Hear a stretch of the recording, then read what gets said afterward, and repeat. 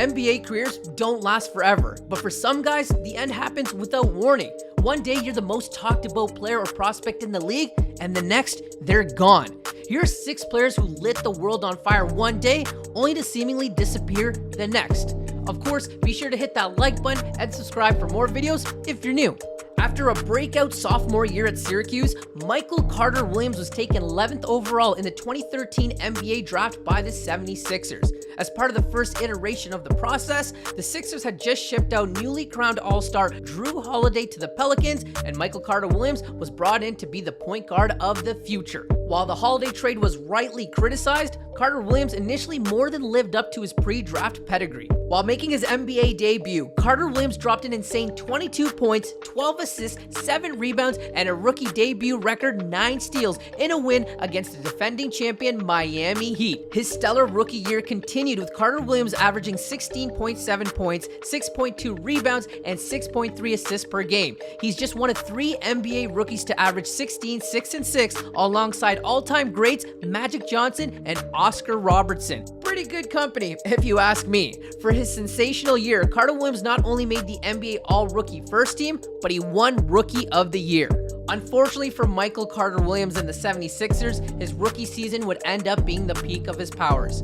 Carter Williams was dealt to the Bucks the following season and then bounced around with the Bulls, Hornets, Rockets, and the Magic. Carter Williams last played in the NBA during the 2020-21 season, but was only officially waived this past February without having logged any games. Despite winning SEC Player of the Year, Chandler Parsons wasn't drafted until the 38th overall pick in the 2011 draft. Parsons played 4 years of college ball and wasn't considered an elite prospect, but he quickly proved his doubters wrong. After a modest rookie year, earning all-rookie second-team honors, Parsons began to break out as a member of the Houston Rockets. Over the next 2 seasons, he averaged 16 points, 5.4 rebounds, and 3.8 assists, culminating in a big offer sheet from the Dallas Mavs for a 3-year, $46 million deal. As a Maverick, his numbers dipped a bit, but he was still a reliable scorer and facilitator. But then the injury bug began to bite. Despite recovering from surgery, Parsons opted out of the final year of his contract and signed a massive $94 million contract with the Memphis Grizzlies. Sadly, injuries quickly piled up for the former Florida Gator, who only played 95 games for the Grizzlies before being traded to the Hawks. As if that wasn't bad enough, Parsons was unfortunately hit by a drunk driver and sustained possible career-ending injuries. After only logging 5 games in Atlanta, he was waived by the Hawks and never signed with another basketball team.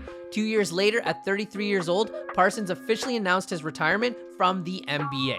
It was clear from an early age that Evan Turner was going to the NBA, and by the time he was a junior in high school, major D1 offers began rolling in. Those offers were well earned as he followed up the year with an impressive senior campaign, which ranked him as the number 7, number 13, and number 16 small forward in the nation by ESPN, Rivals.com, and Scout.com respectively. Turner opted to play for The Ohio State University and had a prolific career highlighted by a particularly monster junior year. Turner averaged a staggering 20.4 points, 9.2 rebounds, and 6 assists per game and won just about every major individual award you can get, including the Wooden, Naismith, Robertson, Fox Sports, NAABC, TSN, and AP Player of the Year awards. Naturally, with his draft stock at an all-time high, the projected top 3 pick declared for the draft and was taken 2nd overall by the 76ers. Evan Turner had a solid 10-year career in the NBA, but was never quite able to capture the scoring heights of his final college season.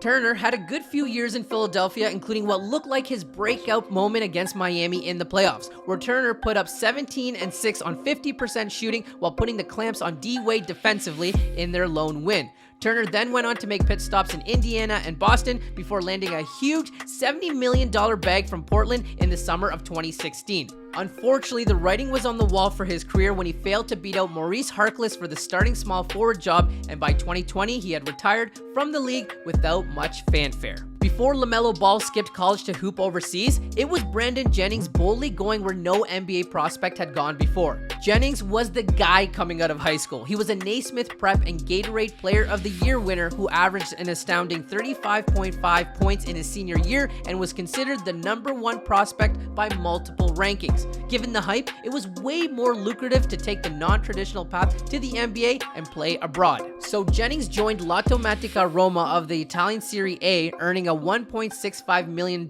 net income guaranteed contract as well as a $2 million Under Armour sponsorship for his time. Jennings didn't exactly light the world on fire in Serie A, averaging just 5.5 points, 1.6 rebounds, 2.2 assists, and 1.5 steals in 27 games, but he was such a highly regarded prospect out of high school that he was still taken 10th overall by the Milwaukee Bucks the following year. Jennings quickly proved he was worth the wait, scoring 55 points in just his 7th NBA game, breaking Kareem Abdul-Jabbar's record in the process.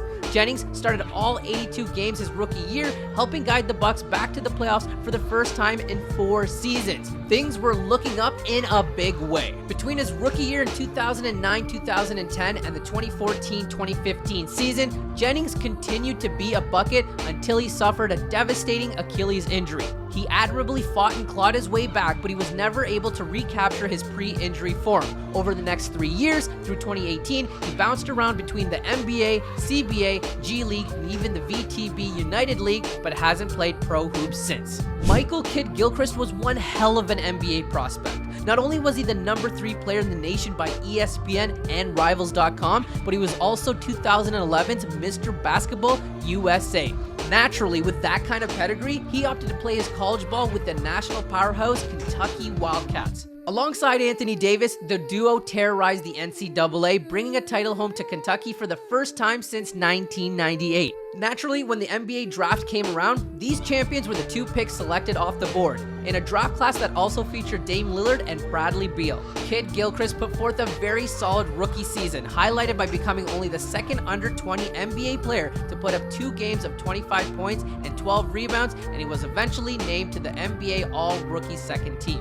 Unfortunately for Kidd-Gilchrist, the injury bug started biting early, and he only played 124 games across the next 3 seasons. By the time he got healthier, his numbers started to decline, and by 2020, he had played his last game in the NBA. While only a high school sophomore, Tyreke Evans was already drawing comparisons to Tracy McGrady, so it's safe to say we expected big things from the young man. During his senior year, Tyreke averaged 32.1 points, 8.8 boards, 5.7 assists, and 4.3 steals per game, becoming a 5-star recruit and the #3 point guard and #6 overall player in the nation. Evans opted to play for John Calipari and the Memphis Tigers. After an impressive freshman year, he wasted no time declaring for the NBA draft. He was taken 4th overall by the Kings in a loaded draft class, 1 spot behind James Harden and 3 spots ahead of Steph Curry. Evans made the most of his rookie season and then some. He became only the 4th rookie in league history to average at least 20 points, 5 boards, and 5 assists, joining the elite company of Oscar Robertson, Michael Jordan, and LeBron James. Unsurprisingly, he won Rookie of the Year, and things in Sacramento were looking bright. While Evans could never recapture the full might of his rookie season, he continued to perform at a pretty high level, averaging 15.7 points, 4.6 rebounds, and 4.8 assists over his NBA career. His second to last year in the league, he magically seemed to turn back the clock, putting up over 19 5-5. And then, like that, he was gone. Well, it wasn't that he was all of a sudden washed, it was because he was banned by the NBA for violating its anti-drug program. The ban was put in place in May of 2019 and lasted until 2021. Although he wasn't officially reinstated until last February, a month later, Evans signed with the Wisconsin Herd of the NBA G League, but after only a week, he was waived. Evans hasn't officially retired yet, but it's hard to see the former Rookie of the Year making a comeback all these years later. But if this was it, he still had a hell of a career. There are no true guarantees in the NBA. It's incredibly unfair that someone can be so good for so long and seemingly out of a job the next day, but that's the reality of pro sports. It's also a good reminder to appreciate the men and women who give their all playing the sport that we love, because you never know when it's over. If you enjoyed the video, be sure to drop a like and of course subscribe for more videos if you're new.